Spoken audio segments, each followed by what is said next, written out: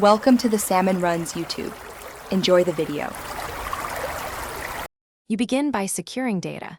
Make sure you back up Mac OS with Time Machine and save any Windows files to an external drive. Next, reboot into Mac OS recovery using Command-R so you can modify disks safely. This prevents running system conflicts. Once in recovery, unlock and open Disk Utility to view volumes.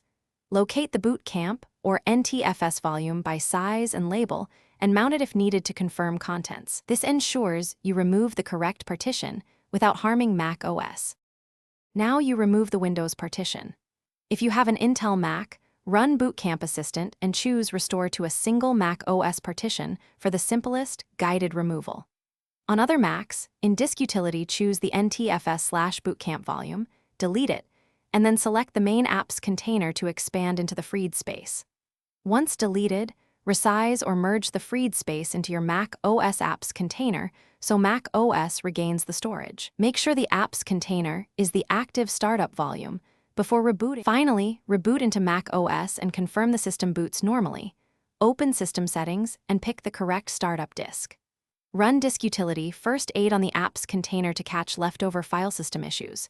If you encounter a boot failure, use Safe Mode or Mac OS Recovery to reinstall Mac OS or repair the disk. This typically resolves missing bootloaders. If you still see Windows boot entries in firmware, reset nvram/pram and, only if you know what you're doing, remove EFI leftovers with Terminal or a trusted boot manager. Thanks for watching. Consider subscribing if we helped you.